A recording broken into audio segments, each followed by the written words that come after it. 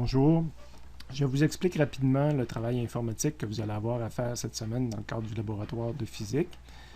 Dans un premier temps, vous devez consulter la liste qui apparaît présentement à l'écran, localiser votre nom, regardez à côté l'adresse qui va vous servir d'usager pour aller sur le site qu'on va visiter bientôt.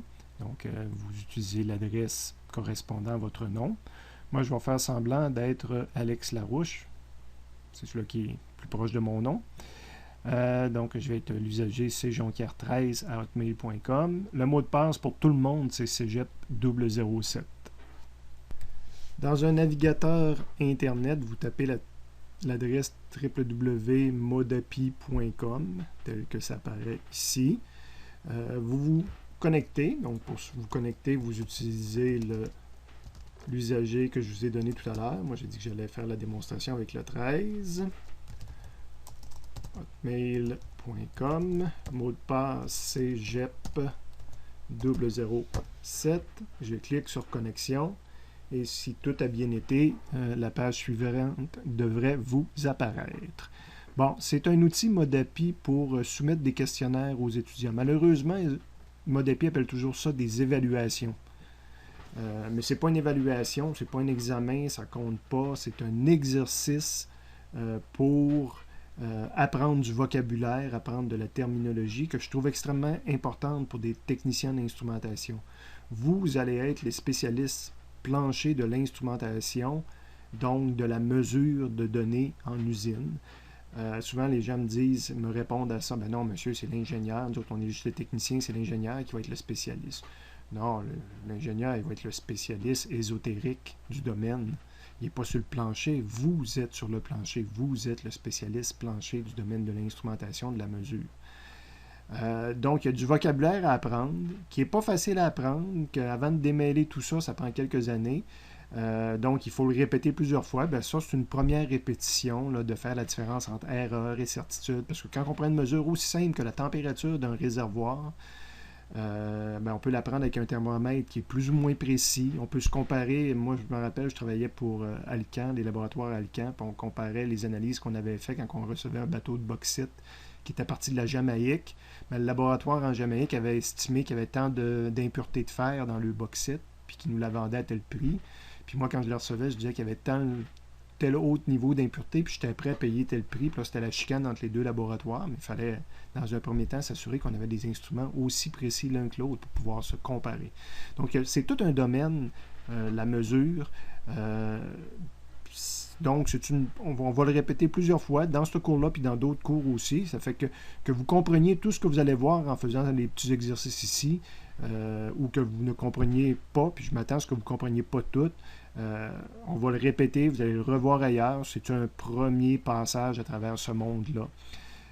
Donc, il y a 8 évaluations qui vous sont soumises sur différents domaines. Elle, c'est une évaluation à 4 questions. Ici, c'est une évaluation à 13 questions, à 4 questions. L'important, c'est pas d'avoir bon. L'important, c'est de passer, si possible, à travers toutes les évaluations. Pas nécessairement au complet, parce qu'habituellement, ça, c'est sur un domaine, ça, c'est sur un autre domaine. Là, il y en a 13. Si vous voyez que ça vous prend beaucoup de temps, après 5, 6 questions ici, quand on a 50% de fait, tu pourrais passer à la prochaine série, quitte à, s'il te reste du temps à la fin, de revenir sur ces différentes séries-là. Quand je vous dis s'il vous reste du temps, c'est parce que j'ai demandé à ce qu'on passe 3 heures maximum là-dessus. Okay, plus, pas juste maximum ou minimum, mais qu'on y passe 3 heures, là, à moins que quelqu'un ait tout fait, toutes les questions, toutes les lectures qu'on pouvait faire dans cet exercice-là en 2 heures, mais il pourrait me dire, mais monsieur, moi je ne sais pas quoi faire de l'autre heure. Mais ce serait assez surprenant. Donc, quand vous êtes prêt, vous faites commencer l'évaluation. Vous cliquez sur le bouton qui est là. Puis, c'est des questions qui vont vous être soumises. Parfois aussi des explications. Des fois, les explications arrivent avant les questions, des fois après les questions. Comme ici, il y a une petite explication avant la question sur la notion de chiffre significatif.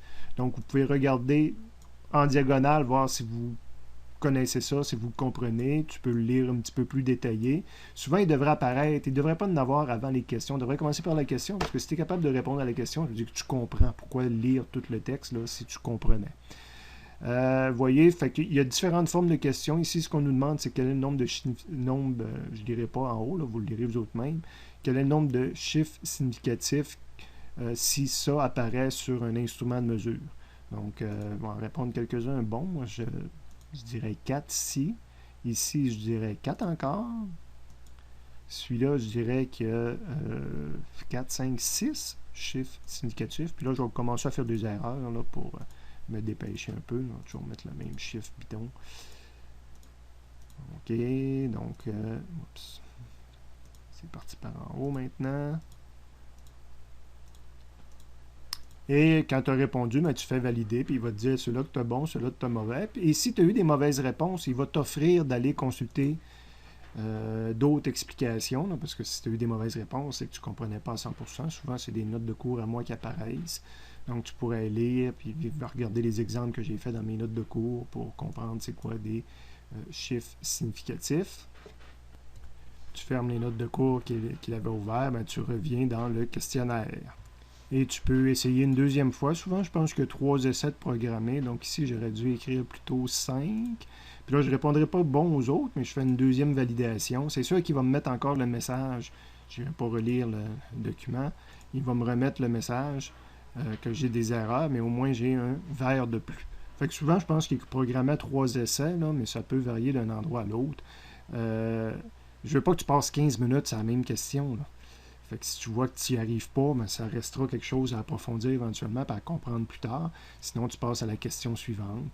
Puis, ils peuvent être de différents formats. Fait que là, c'est la puissance des 10. Comment est-ce qu'on écrit ces nombres-là en notation scientifique?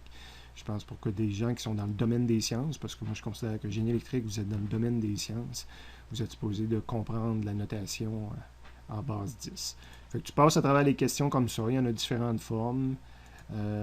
Et tu peux même arriver des fois que c'est tout simplement des vrais ou faux. Si tu réponds la bonne réponse, comme ici c'est faux, tu fais valider, ben, il y a du renforcement positif un peu, et tu fais terminer. Probablement que là, il ne me mettra pas recommencer l'évaluation parce que je ne l'ai jamais fini correctement. Là, il considère que j'ai une question de compléter sur 4, là, la quatrième que j'ai eu la bonne réponse. Donc, tu pourrais toujours y revenir. Fait que pour ça, je vous dis, si vous voyez que vous passez trop de temps, là, vous avez 8 évaluations, 3 heures, divisez votre temps pour être sûr d'aller un peu partout. Si on y va déjà sur une base de 15-20 minutes, là, on devrait être aux alentours là, de notre 3 heures. On peut commencer par 15 minutes dans chaque, puis après ça, se rajouter du temps à certains endroits. Et vous continuez. Vocabulaire de base, ça va être des choix de réponse, je pense. Donc, c'est du vocabulaire. C'est quoi un synonyme? Trouver un synonyme de valeur mesurée. C'est sûrement pas valeur calculée. Si je fais valider, mais j'ai une erreur. Puis là, il m'offre d'aller lire des notes de cours sur ces différents termes-là. Ça, c'est un bel exemple.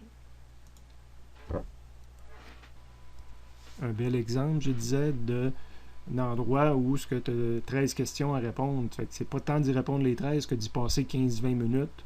Puis après ça, de passer à un autre thème.